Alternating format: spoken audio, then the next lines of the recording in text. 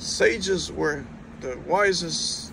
Let's say the Rebbeinu Shalom, this Sefer also Rebbeinu Shalom Yirotz Menachal Ram Kanish Keinim Chalim Nishma Pila Shayim Lashon Hara Chilas Hazom Midaba Vida Yishiach V'Chnei Choshkin Klal Yisrael Chelik Men Choshkin Yisrael Midesh Shik Kadosh Baruch Hu Hazom Midaba Div Yishen Chanuv Mechlek Skaz Gayim Anash Tavan Tzon Tzon Chanuv Yasser Tkein Shalei Dava Gedava Tzot Nian Gufi Nashi Yikom Ma'aseh Divish Shem Shemayim Chav Tas Siv Matters of opinion. Subjective question about people are most difficult to answer. So what do we say? The sages were the wisest of men, surely did not engage in pointless conversation. Matters of opinion. Subjective questions about people, the most difficult to answer. Or the most difficult to answer. Is he a Talmid Chacham? Is she intelligent? Each of these terms is relative for at what point does a student of a Torah become a Talmid Chacham? And how does one measure intelligence?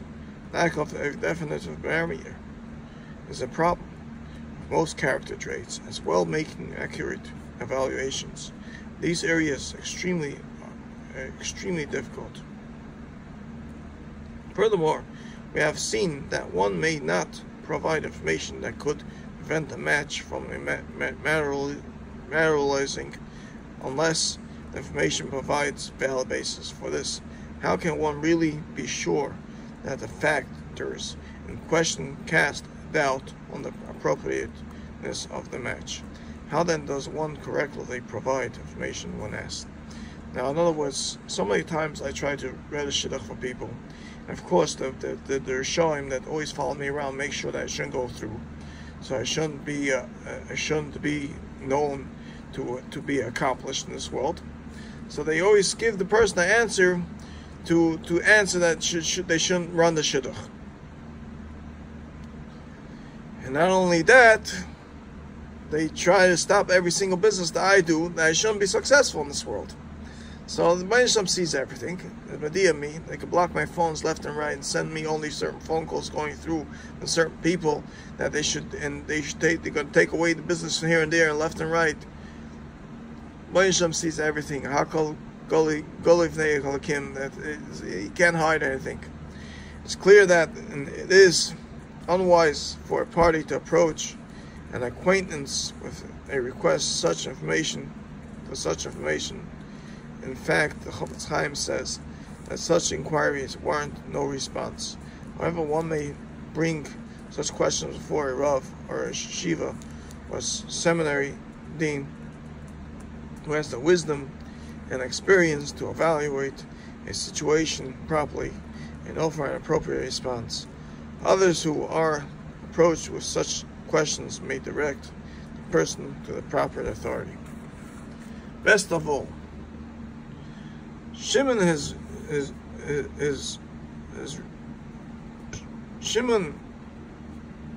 Rabbi Gamliel's son says, all my days I have been raised among the sages, and I found nothing better for oneself than silence. Shimon is in effect saying, I was reared among the sages, had the opportunity to glean from all their precious sacred qualities. And all those qualities, the art of silence is most outstanding.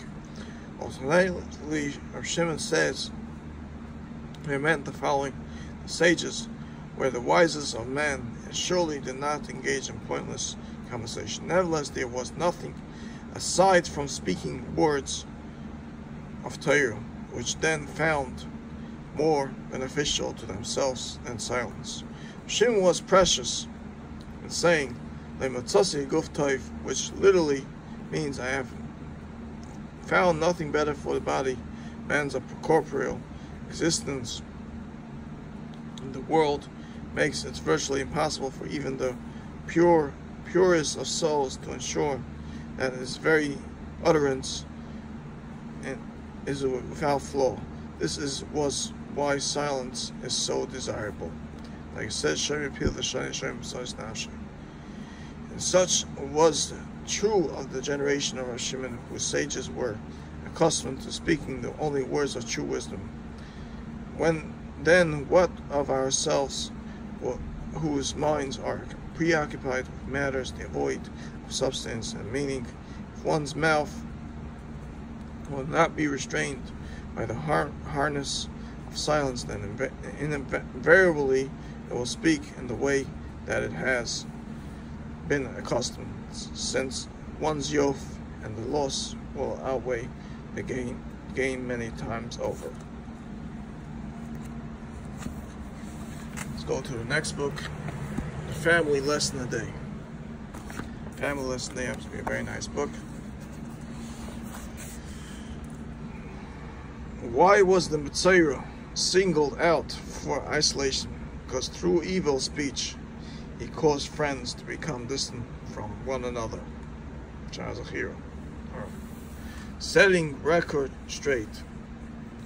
Chaim devotes almost an entire chapter to clarifying an misunderstood statement.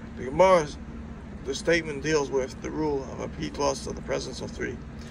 Rabbi Bar Huna said, and the tale that was related, the presence of three people is exempt from the prohibition of Lashon Hara. Misconception 1. The Gemara is teaching us that it is permitted to relate Lashon Hara in front of three people or more. Of course, this is ridiculous. Can anyone truly think that Lashon Hara is forbidden only when spoken to one or two people, but not when spoken to three or more? In fact, the greater of the crowd, the greater the sin. So what does Rabbi Bar Huna mean? Chaim explains, certainly statements can at times be considered Lashon Hara and at other times not be considered Lashon Hara. It depends how they are said in the front of whom they are said. Chaim, citing a Gemara, offers an example. On a winter day, a stranger comes to a town, cold and hungry. He stops a passerby and asks, "Can you tell me where I might find a fire burning at this time of the day?" The passerby replies, "Sure, go to the Starmans down the street. They're always got a fire burning on their stove." The passerby may have been disparaging the Starmans, saying that they are always eating and therefore are always cooking something on the stove. Or he may have meant that the Starmans excel in the mitzvah of achnasas orchim, hospitality, and are always cooking something for the many guests whom they host. If the passerby has the first explanation in mind, then it is Lashon Hara. If he has a second explanation in his mind and says the statement is a manner of that implies this, then it is permissible.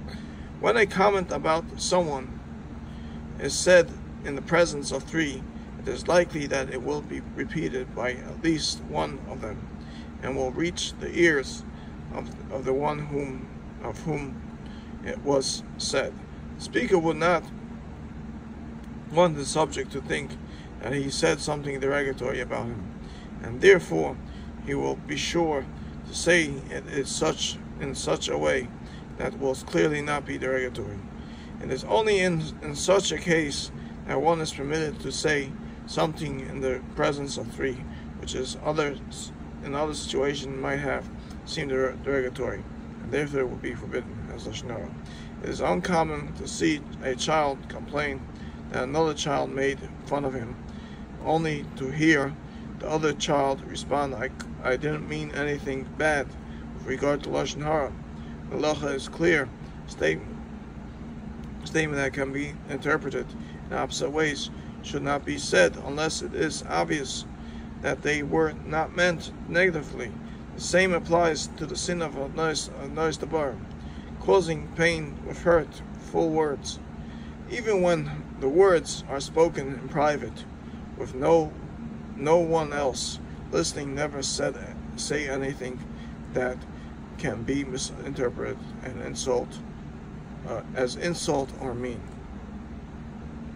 When speaking about others, make sure that your words will not be misunderstood as lashon hara.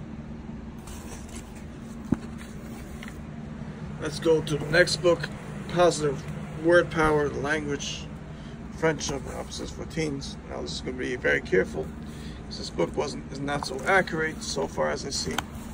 Some things are good here, some things are not so great. Misunderstood, miscommunication. Rachel didn't know about what hit her.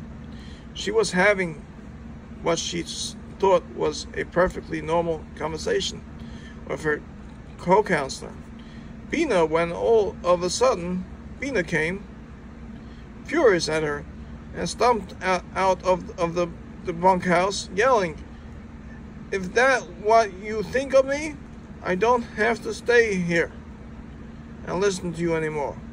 And there Rachel stood alone in a bunkhouse. The bunkhouse. She rerun the conversation in her mind. Rachel's day was such an unproductive day. Everything I tried to do got messed up. Somehow, Bina, I know just what you mean. Every time I started working on the color war poster, on one of the campers needed something right that second. I got pretty much zero done. Rachel, well, that's nothing new. Bina, oh yeah, that's what you think. You are always so self-centered. You really don't appreciate what I do at all. Meanwhile, sitting in a private corner near the stream, Bina cried her eyes out, thinking of how ungrateful Rachel was for all the time she put into taking care of the campers. It was the youngest bunk in camp, and they needed help with everything. Bina had taken that motherly role upon herself, while Rachel did most of the planning and organization. Well, let Rachel see what it is like to spend the day tying shoes and buttoning sweaters. Rachel thought she had been showing sympathy for Bina, who always had to deal with the kind of frustration that Rachel only experienced once in a while. That is why she commented that getting zero done was nothing new.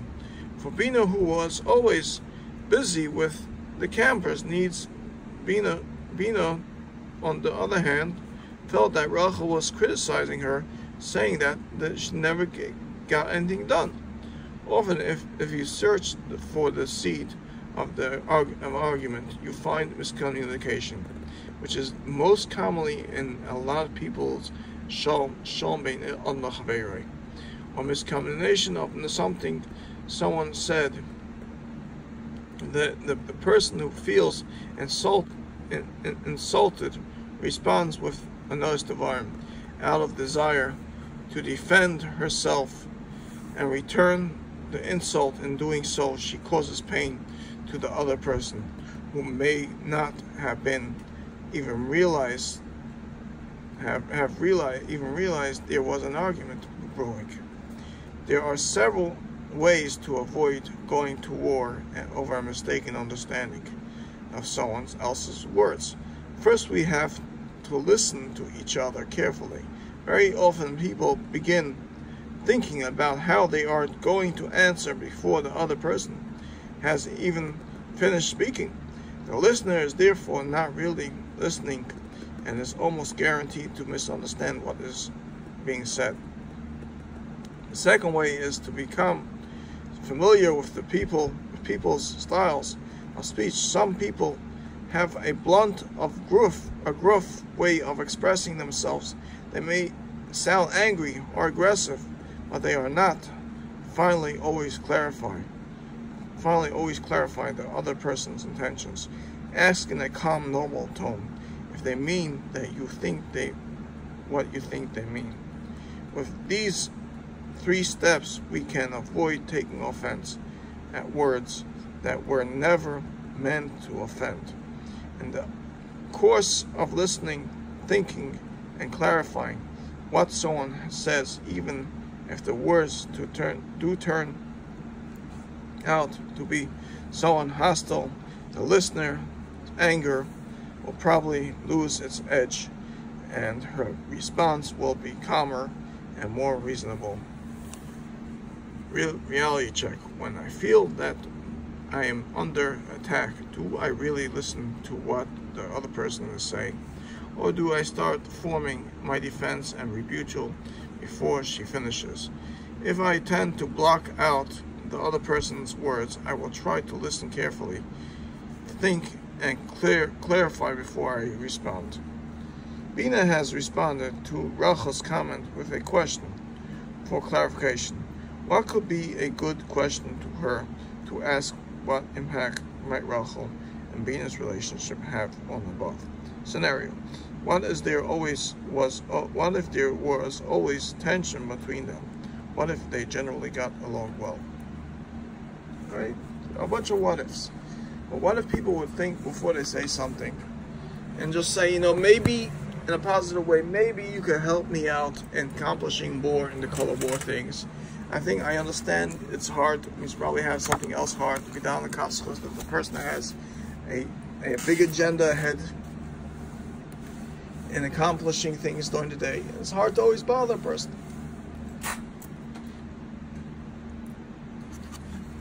Next book is Positive Word Power, Building a Better World.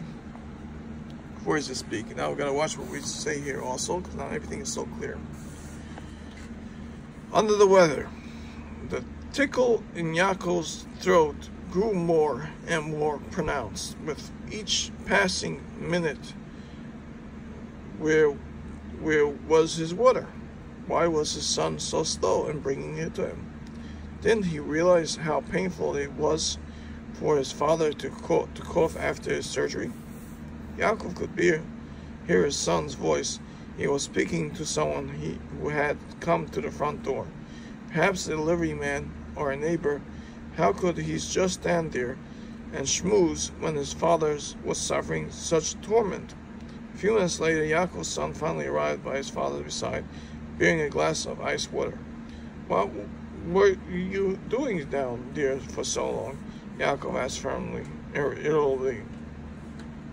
If you knew how it hurts me every time I cough, you wouldn't be standing at the door so schmoozing with the neighbors. The son understood his father irritably. Yaakov was an active, take-charge person who was obviously finding it miserable to be forced to lie in bed and wait for others to help him. Nevertheless, his father's ill temper made the job of caring for him into a thankless task. In other words, he could have said, "Thank you so much. I appreciate if you came here a little bit quicker. I was struggling. I was in pain." His son had come from out of town to help out for these few days, motivated by nothing more than love and desire to help his father's constant complaining, while not unexpected, still hurt. There's just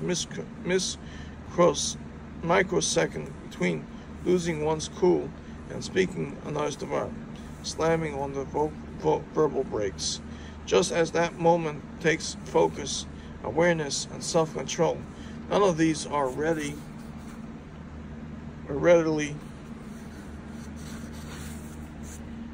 available to someone who is not feeling well. When a person is in pain or drained of energy from illness or lack of sleep, his emotional defense are weakened.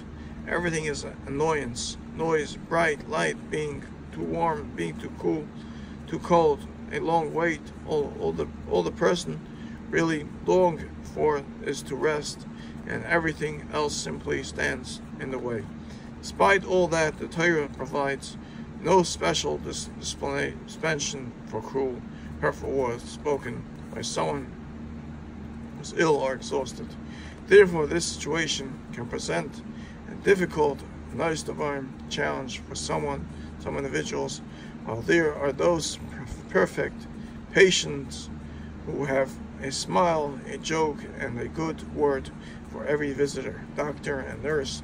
There are also many people who find the situation untenable and their state vulnerable, they take to bossing people around and complaining bitterly when things are not done to their satisfaction. The first result of such attacks is the infliction of pain upon people who are trying to help to avoid that possibility. A person needs to recognize the help being given to him as he looks at those who come to keep him company, those who treat him and those who care for him. He would do well to realize that much is being done for him, even if it is not perfect. This good should not be rewarded of imitations and disapproval. Instead, one learns to strengthen his patience and appreciation. It will be an asset for him even when he is the best of health. When I am exhausted or ill, I will be especially attentive to the manner in which I speak to people, which is very important. Sometimes you can hurt a person, you can speak to the wrong person, it can cause you a dos v'din for your behavior, and in the koil shemayim that goes up of a complaint of a sick person sometimes to the wrong person, to judge him for his last breath of his life. That's a shalom. Also, this lesson was going on a book of loving kindness, which is daily lesson, the power of giving based on the Chaim of Ahavas Chesed, which is accomplishing Chesed in the world, which Chesed b'Olam. On the spot, Teva Ahavas Chesed chapter, part 2, chapter 17. Footnotes. When a person needs help, he does not wish to wait. Please leave a message, or please submit the following documents, or not the phrases he wishes to hear. Here, take this. This is what you need. These are the magic words. For this reason, the Chaim offers another objection. To a community fund, only Sheen, it limits the needs, person's opportunity to obtain and immediately responds to a